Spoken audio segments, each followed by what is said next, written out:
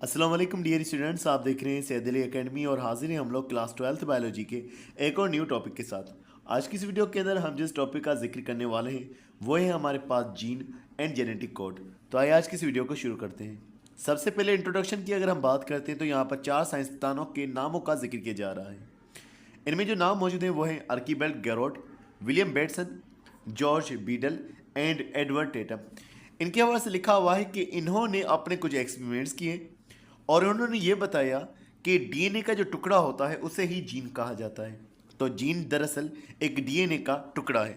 अगर मिसाल के तौर पर हमारे सामने एक लंबा सा डीएनए का धागा मौजूद है, डीएनए के दरअसल 2 धागे होते हैं, तो अगर एक ये हमारे पास धागा मौजूद है तो हो सकता है इसका ये एक टुकड़ा जो है वो जीन हो। तो जीन जो है दरअसल डीएनए का एक धागा होता है और इसका काम किस तरह से होता है, तो इसके हवाले से लिखा हुआ है कि इसका काम जो है वो प्रोटीन को सिंथेसाइज करना यानी कि प्रोटीन को बनाना है। अब ये जो 4 नाम लिखे हुए हैं जैसे कि आर्कीबेल्ट गैरोड हो गया, विलियम बेटसन हो गया, जॉर्ज बीडल और एडवर्ड टेटम हो गया, इनके हवाले से अगर हम थोड़ा सा डिस्कस करते हैं मुख्तसर ही, तो आर्कीबेल्ट गैरोड जो थे इन्होंने एक एक्सपेरिमेंट कंडक्ट किया था जिसमें इन्होंने ये मालूम किया था कि एक पेशेंट जिसका यूरिन जो है वो ब्लैक आ रहा था और फैमिली हिस्ट्री से मालूम पड़ा कि सबके अंदर ये प्रॉब्लम मौजूद थी और इसके पीछे वजह थी कि एक केमिकल का कन्वर्ट ना हो पाना, और उस केमिकल को कन्वर्ट करने के लिए जो चीज़ चाहिए थी वो था एंजाइम।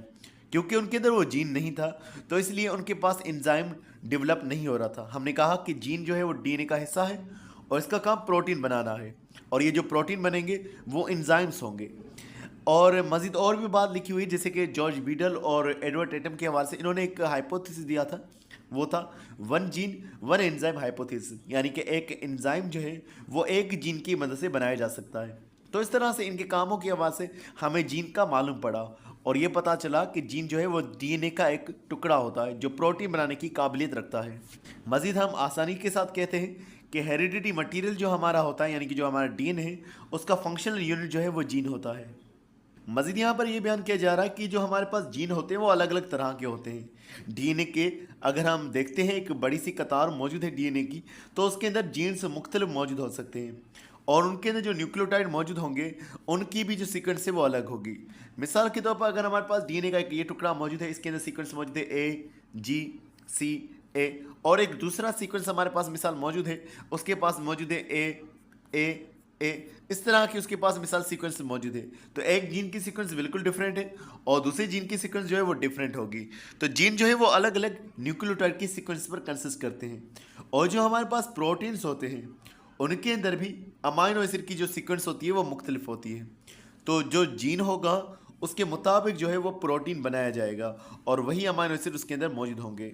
और इसी हवाले से लिखा हुआ है कि जीन के अंदर जो नाइट्रोजिनस बेसिस होते हैं वो कोड्स का काम करते हैं, यानी कि उनकी मदद से फिर अमाइनो एसिड लाए जाते हैं और प्रोटीन बनाया जाता है। ये सारी चीज़ें आगे हम जिक्र करने वाले हैं कि किस तरह से जीन के अंदर ये कोड मौजूद है, किस तरह से ये प्रोटीन बनाने का जो प्रोसेस है वो हो रहा होता है। और यही बात यहाँ पर लिखी हुई कि एक क्वेश्चन यहाँ पर बनता है वो ये कि किस तरह से जो बेसिस हैं वो कोड का काम करते हैं और जिस वजह से फिर अमाइनो एसिड लाए जाते हैं।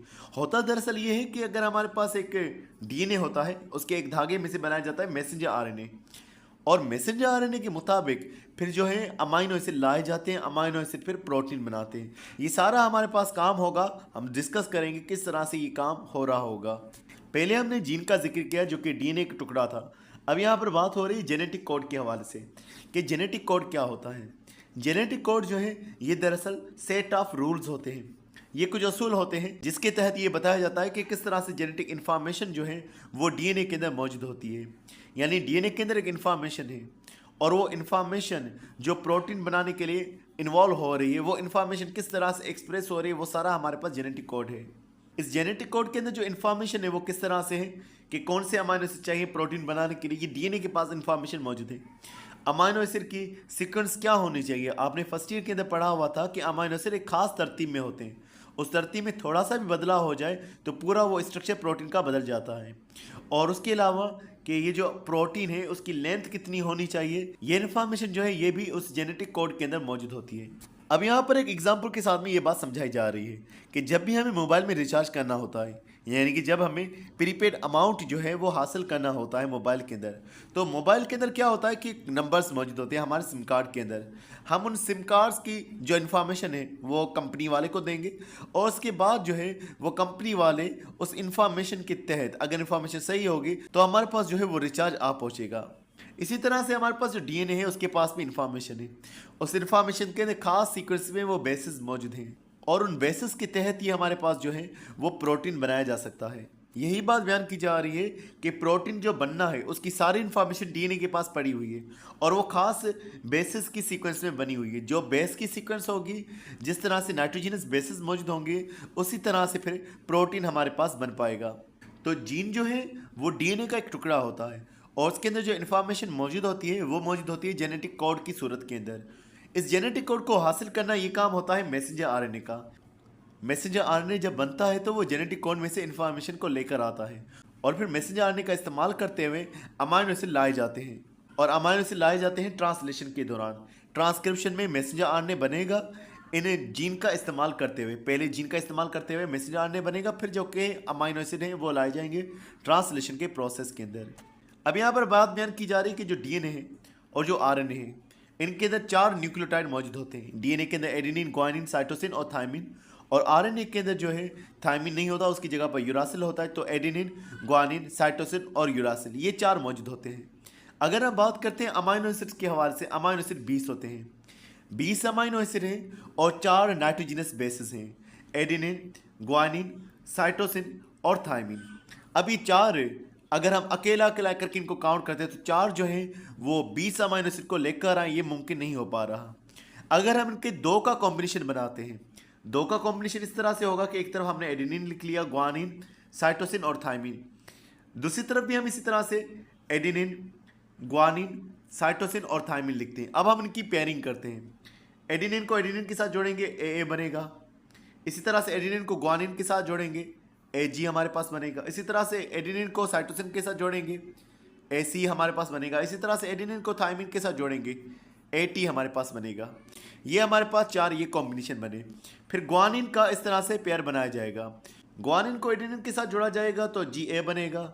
इसी तरह से ग्वानिन को ग्वानिन के साथ जोड़ा जाएगा, GG बनेगा। तो ये सारे अगर हम कॉम्बिनेशंस बनाते हैं 2-2 की सूरत में भी, तो भी ये हमारे पास 16 कॉम्बिनेशंस बनते हैं। फिर ये एंज्यूम किया गया कि 16 अमाइनो एसिड भी नहीं हो सकते क्योंकि 20 अमाइनो एसिड मौजूद होते हैं। तो फिर ये एंज्यूम किया गया कि 3 कोड होंगे, 3 कोड के हिसाब से ही जो है हमारे पास ये अमाइनो एसिड आ रहे होंगे। यही बात बयान की जा रही है कि अगर हम 1-to-1 कोड की बात करें तो सीक्वेंस बहुत शॉर्ट हो जाएगी। अगर हम बात करते हैं कि 2 बेसिस मौजूद होंगे तब भी 16 पॉसिबल कॉम्बिनेशंस हमारे पास आ रही हैं, ये भी मुमकिन नहीं हो रहा। लेकिन जब हम 3 बेस कॉम्बिनेशंस को जोड़ते हैं तो हमारे पास 64 बन जाते हैं। ये 64 किस तरह से बनाए गए, इस तस्वीर को आप देखेंगे तो आपको यहाँ पर समझ आ जाएगा। मिसाल के तौर पर एक तरफ हमने लिख लिया U और C, A और G, दूसरी तरफ भी इसी तरह से हमने लिख लिया ये सेम U, C, A और G, और एक हिस्से में यहाँ पर भी हमने ये सेम चीज़ लिख ली U, C, A, G। जब इनको अगर हम 3 का कॉम्बिनेशन बनाएंगे तो पहले U का U के साथ में और इस U के साथ में, दूसरा कॉम्बिनेशन बनेगा U का इस U के साथ में और इस C के साथ में, फिर बनेगा U का U के साथ में और इस A के साथ में, फिर इसी तरह से U का U के साथ में और इस G के साथ में। तो ये हमारे पास 4 कॉम्बिनेशन ऐसे बने। फिर दूसरा इस तरह से किया जाएगा, ये जो U है हमारे पास इसका C के साथ कॉम्बिनेशन बनाया जाएगा और दोबारा U के साथ, तो UCU बन गया हमारे पास। फिर U का जो है दोबारा से C के साथ बनाया जाएगा और इस बार C के साथ में, तो UCC हो गया। फिर U का दोबारा C के साथ में और इस बार A के साथ में, UCA बन गया। फिर दोबारा U का C के साथ में और G के साथ में, फिर हमारे पास बन गया UCG।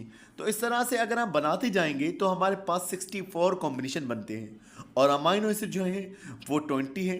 तो इससे यह अंदाज़ा लगाया गया कि एक अमाइनो एसिड जो है उसे लेकर आने के लिए कई सारे कोड हो सकते हैं, जैसे कि आपको इस चार्ट के अंदर नज़र आ रहा है। जैसे ये है फिनाइल एनिलाइन, इसको लाने के लिए 2 कोड होंगे, एक होगा UUU और एक होगा UUC। इसी तरह से ल्यूसाइन जो है उसको लेकर आने के लिए ये 6 कोड मौजूद हैं।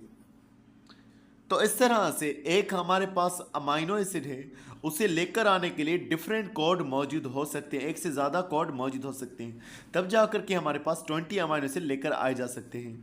तो जेनेटिक कोड जो है वो डीएनए के पास पड़ा हुआ है, उसके हिसाब से जो मैसेज आने के बाद बेसिस मौजूद होते हैं जो अमाइनो एसिड को लेकर आएंगे वो कोडान्स कहलवाएंगे, और फिर जो टीआरएनए के पास पड़े होंगे उन्हें हम एंटी कोडान्स कह रहे होते हैं। तो हमारे पास 64 जो है वो कोडान मौजूद होते हैं। इन 64 कोडान में से 3 हमारे पास ऐसे होते हैं जो कोई भी अमाइनो एसिड नहीं लेकर आते, तो उनको हम नॉन सेंस कोडान भी कहते हैं या उन्हें स्टॉप कोडान भी कहते हैं। यानी कि जब वो कोडान आ जाएंगे तो प्रोटीन की सिंथेसिस बंद हो जाएगी। वो 3 जो हमारे पास स्टॉपिंग कोडान है वो है यूएजी, यूएए और यूजीए। इनके लिए कोई भी अमाइनो एसिड नहीं आने वाला। जैसे यहाँ पर आपको नजर आ रहा है यूजीए, इसके सामने कोई अमाइनो एसिड मौजूद नहीं है। यूएए और यूएजी इनके सामने भी कोई अमाइनो एसिड मौजूद नहीं है, तो ये है स्टॉपिंग कोडान।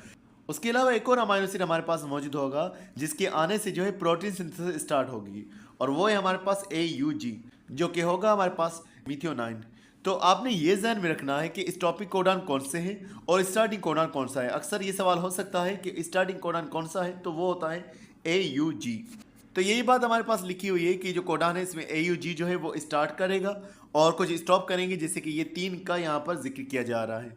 इनके लिए जो है, इन 3 के लिए जो है कोई भी हमारे पास अमाइनो एसिड मौजूद नहीं है। अब ये जो अगर हम कोड लिखेंगे तो इसे हम बगैर किसी स्पेस के साथ में पढ़ते हैं, और कोई स्पेस, कोई निशानी वगैरह भी नहीं लगाते। जैसे कि ये लिखा हुआ है हमारे पास, अब इसको हम 3-3 करके पढ़ते हैं। जैसे कि फेट, फिर होगा मेन, फिर होगा हिट, फिर होगा द, फिर होगा कार। तो fat, man, hit, the, car. तो 3-3 करके हम इसको पढ़ेंगे और विदाउट पंक्चुएशन और विदाउट स्पेस जो है हम इस कोड को पढ़ेंगे। मिसाल के तौर पर ये हमारे पास एक जीन मौजूद है। अब इस जीन के मुताबिक, जीन की इन्फॉर्मेशन को लेकर के जो हमारे पास मैसेंजर आने बनेगा वो हमारे पास ये मैसेंजर आने होगा। अब आप जीन के अंदर ये जो 3-3 देख रहे हैं ये हमारे पास जेनेटिक कोड्स, जिनके नतीजे में बनने वाले हैं ये कोडान्स। तो ये हमारे पास कोडान्स बन रहे हैं, 3-3 की फॉर्म में हम इनको देखेंगे। तो ये हमारे पास कोडान बन रहे हैं, और इन कोडान के बाद फिर एंटी कोडान आएंगे जो कि अमाइनो एसिड को लेकर आएंगे। आगे के पैराग्राफ के अंदर ये एक चीज़ बयान की जा रही है कि ये जो AUC है, ये जो AUC लिखा हुआ यहाँ पर, ये जो कोड है ये दरअसल आइसोल्यूसाइन के लिए कोड है। अब अगर ये सीक्वेंस बनाई गई तो इस नतीजे में हमारे पास जो है 7 आइसोल्यूसाइन जो है वो आने वाले हैं। तो एक पूरी सीक्वेंस जो हमारे पास ये DNA की मौजूद है, इस जीन के आने से अमाइनो एसिड एक ही रिपीट हो रहा होगा, वो आइसोल्यूसाइन जो है रिपीट हो रहा होगा। यही चीज़ यहाँ पर इस पैराग्राफ के अंदर एक अगर चेन बनेगी उसके अंदर 7 आइसोल्यूसाइन के अमाइनो एसिड जो हैं वो मौजूद रहेंगे। और दूसरी चीज़ ये बयान की जा रही है कि अमाइनो एसिड हमारे पास 20 होते हैं, 61 कोडान है जो इन 20 अमाइनो एसिड को लेकर आएंगे। 3 स्टॉपिंग कोडान है जो किसी को भी लेकर आने वाले नहीं होते, वो स्टॉपिंग कोडान हमारे पास कहलवाएंगे। और जितने भी 61 कोडान से वो जेनेटिक कोडिंग के अंदर यानी अमाइनो एसिड को लेकर आने के लिए इन्वॉल्व होते हैं। आगे यही बात लिखी हुई जेनेटिक कोड की आवाज़ से कि जो जेनेटिक कोड है वो बहुत ही ज़्यादा रेड्यूडेंट या डीजेनरेट है। रेड्यूडेंट और डीजेनरेट होने का मकसद यही है कि उसके पास एक अमाइनो एसिड के लिए कई सारे हमारे पास कोड्स मौजूद हैं। तो सिंगल अमाइनो एसिड जो है वो कई सारे कोडान्स की वजह से आ सकता है। जैसे लिखा हुआ है कि अगर 6 कोडान्स हमारे पास मौजूद हैं वो एक अमाइनो एसिड को लेकर आने वाले हैं जो कि है अर्जिनाइन। इसी तरह से ये आपने ल्यूसाइन के अंदर भी देखा कि 6 कोड जो हैं वो अमाइनो एसिड को लेकर आ रहे हैं। अर्जिनाइन के अंदर भी यही चीज़ है और ल्यूसाइन के अंदर भी ये चीज़ आपको देखने को मिली। तो कोड जो है वो बहुत ज़्यादा रेड्यूडेंट होता है, लेकिन इसके बाद लिखा हुआ है कि वो फिर भी एम्बिगियस नहीं होता। एम्बिगियस का मतलब जो क्लियर ना हो। कोड जो है वो बिल्कुल ही क्लियर होता है कि हमारा कौन सा कोड जो होगा, कौन सा कोडान जो होगा वो कौन से अमाइनो एसिड को लेकर आएगा। तो कोड बिल्कुल ही क्लियर होता है, पर अमाइनो एसिड पर यह मुमकिन होता है कि एक अमाइनो एसिड कितने कोड्स के जरिए से आ रहा है। तो एक कोडान होगा वो बस एक पर्टिकुलर अमाइनो एसिड लेकर आएगा, दूसरा कोड भी जो होगा वो भी एक पर्टिकुलर अमाइनो एसिड को लेकर आएगा। जैसे कि ये कोड है, ये अर्जिनाइन को लेकर आ रहा है, ये फिक्स्ड है इसी के लिए। इसी तरह से CGC है, ये भी अर्जिनाइन के लिए फिक्स्ड है। तो ये दूसरे किसी को भी कोड नहीं करने वाला, दूसरे किसी अमाइनो एसिड को लेकर नहीं आने वाला। ये बिल्कुल ही क्लियर है कि ये इस पर्टिकुलर अमाइनो एसिड को लेकर आने वाले हैं। तो डियर स्टूडेंट्स, आज के लिए बस इतना ही है। उम्मीद करता हूँ ये वीडियो आपको पसंद आई होगी। इंशाल्लाह मिलते हैं नेक्स्ट वीडियो में, तब तक अपना बहुत सारा ख्याल रखिएगा। अस्सलाम वालेकुम।